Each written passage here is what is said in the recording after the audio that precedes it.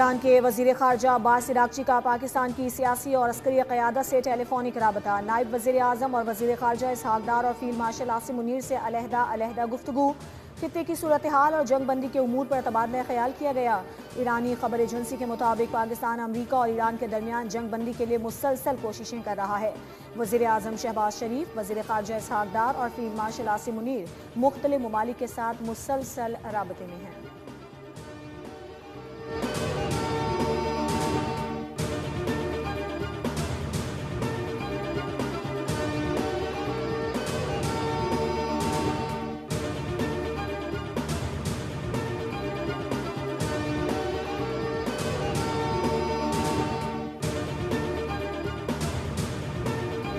अमरीकी सदर Donald Trump ने ईरान के बाद इसराइल और लेबनान के दरमियान सीज फायर में 3 हफ्ते की तौसी कर दी। कहा वाशिंगटन लेबनान के साथ मिलकर काम करने के लिए तैयार है ताकि वो खुद को हिजबुल्लाह के खतरात से महफूज रख सके। ईरान के साथ हमेशा कायम रहने वाला मुआहदा करना चाहते हैं। आब हुर्मुज़ खोलने के लिए तैयार हैं। बेहतर डील के लिए ईरान को मौका दिया जा रहा है। डील होने की सूरत में आब हुर्मुज़ को खोल दिया जाएगा।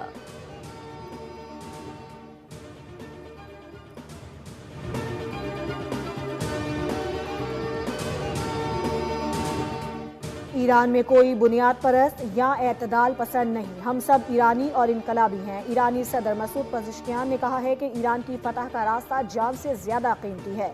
ईरानी स्पीकर बाक़िर ग़ालिबाफ ने कहा कि हुकूमत और आवाम के फौलादी इत्तेहाद और रहबरे इनकलाब की अतात से दुश्मनों को सबक सिखाएंगे। वज़ीर ख़ारजा अब्बास इराक़ची ने कहा कि इजरायली जारहियत की कोशिशें अब नाकाम हो रही हैं और इसकी वजह यह है कि ईरान के रियासती इदारे बदस्तूर इत्तेहाद, मकसद और नज़्म ज़ब्त के साथ काम कर रहे हैं।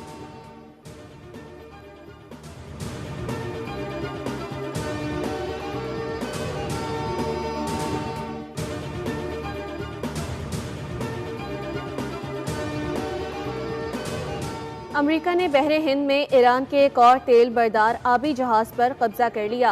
अमरीकी महकमा दिफा के मुताबिक मैजेस्टिक एक्स नामी जहाज को भारतीय समंदर में रोककर उसकी तलाशी ली गई, जिसके बाद अमरीकी इंडो पैसिफिक कमांड ने कार्रवाई करते हुए उसे तहवील में लिया। ऑयल टैंकर तकरीबन 2 मिलियन बैरल ईरानी खाम तेल मौजूद था। अमरीकी फौज ने कार्रवाई की वीडियो भी जारी कर दी।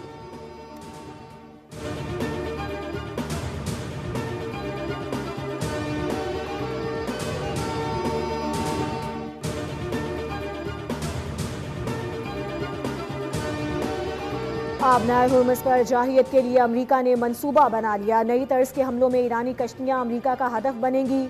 जंग बंदी खत्म होती है तो अमरीका आबनाए हुर्मुज़, जनूबी खलीज अरब और खलीज ओमान के अतराफ ईरान की अहम अस्करी सलाहियतों को निशाना बना सकता है। उधर अमरीकी सदर को जंग जारी रखने के लिए कांग्रेस से मंजूरी हासिल करने के लिए 1 हफ्ते की मोहलत बाकी रह गई है।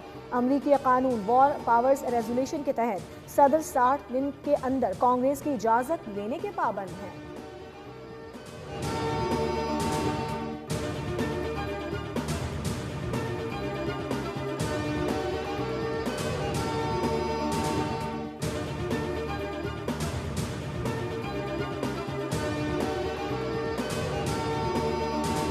कुवैत ने ईरान अमरीका जंग के बायस बंद फ़ज़ाई हुदूद दोबारा खोलने का ऐलान कर दिया। कुवैत की सिविल एविएशन अथॉरिटी के मुताबिक कुवैत इंटरनेशनल एयरपोर्ट की फ़ज़ाई हुदूद बहाल कर दी गई, जो 28 फरवरी से खित्ते की सूरत हाल के बायस आर्जी और एहतियाती तौर पर बंद थी।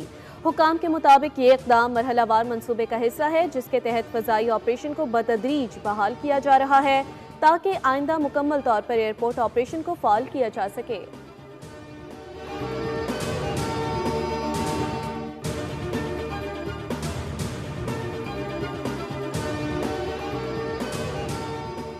हालिया आलमी बहरान में कामयाब सिफारतकारी पर वज़ीर आज़म शहबाज शरीफ, डिप्टी वज़ीर आज़म इसहाक़ डार और फ़ील्ड मार्शल आसिम मुनीर को ख़िराज तहसीन। वज़ीर आला पंजाब मरीम नवाज़ का अमन के लिए कसीरुल जहदी और सिफारतकारी के आलमी दिन के मौके पर खुसूसी पैगाम। कहा, पाकिस्तान की सिफारतकारी ने मुमकिन आलमी जंग रुकवा कर करोड़ों इंसानों की जिंदगियाँ बचाईं। दुनिया ने तस्लीम किया कि तनाज़ात का हल सिफारतकारी है। मसला कश्मीर समेत आलमी चैलेंजेस का हल मज़बत सिफारतकारी से मुमकिन है। पाकिस्तान की हालिया हालात में सिफारतकारी के जरिए एक नई उम्मीद को जन्म दिया गया है।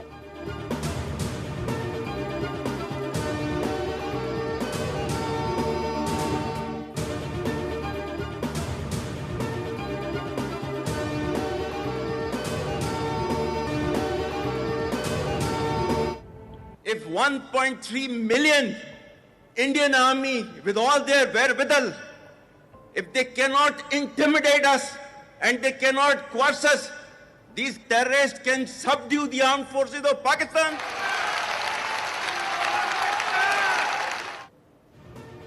फील्ड मार्शल सैयद आसिम मुनीर का भारतीय इश्तियाल अंगेजी और कश्मीर पर दो टोक मौके।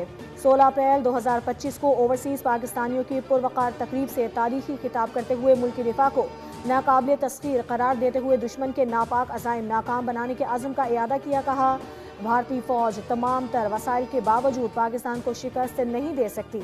कश्मीरी अवाम को गैर मुतज़लज़ल हिमायत का यकीन दिलाया। पाकिस्तान का मौक़िफ़ वाज़ेह है कि कश्मीर हमारी शहरग है और रहेगी।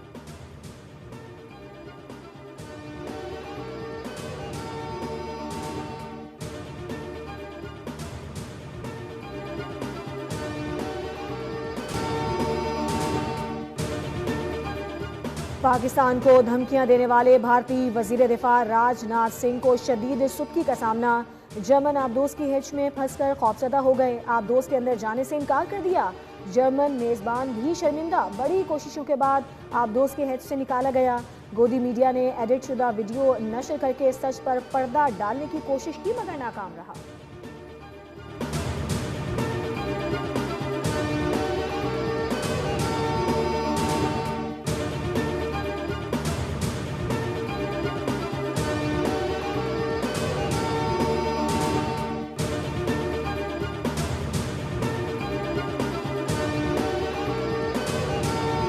पहलगाम फौसले के बाद सिख बिरादरी और सिख फॉर जस्टिस का पाकिस्तान से गैर मुतज़लज़ल यकजहती का इयादा।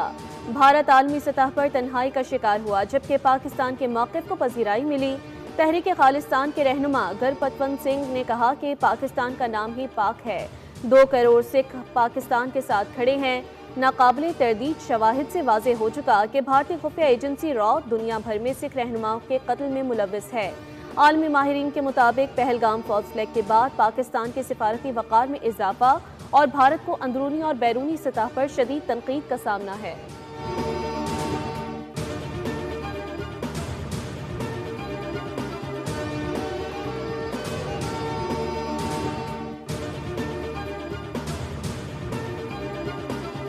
स्टेट बैंक ऑफ पाकिस्तान ने Abu Dhabi fund for development को $1 अरब वापस कर दिए।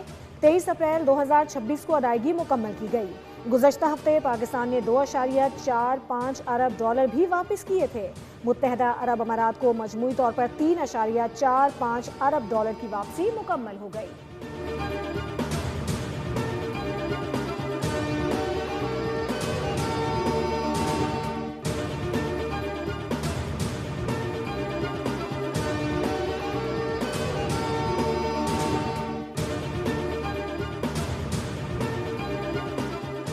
पाकिस्तान स्टॉक मार्केट में कारोबारी हफ्ते के आखिरी रोज शदीद मंदी। 100 इंडेक्स में 2000 से जायद पॉइंट्स की कमी रिकॉर्ड। इंडेक्स 1,67,000 की सतह पर आ गया।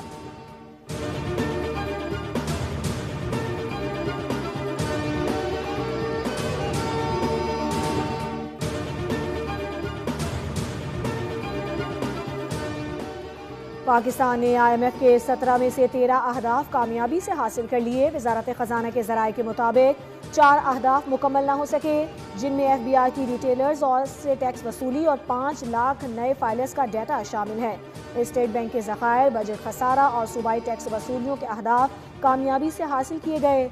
IMF मिशन की रिपोर्ट एग्जीक्यूटिव बोर्ड को पेश कर दी गई। चौथी किस्त की मंजूरी जल्द मुतवक्के है। मई 2026 में पाकिस्तान को $1.2 अरब की अगली किस्त मिलने का इम्कान है।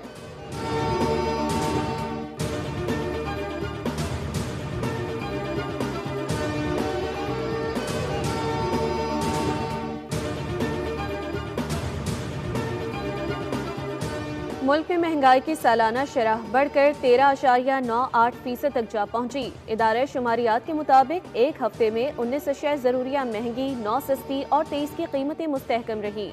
आलू, ब्रेड, कुकिंग ऑयल, अंडे, मटन और चिकन के दाम ऊपर गए, जबकि टमाटर, प्याज, डीजल, LPG, आटा और चीनी सस्ती हुई। रिपोर्ट के मुताबिक हालिया हफ्ते महंगाई में 0.33% कमी रिकॉर्ड की गई।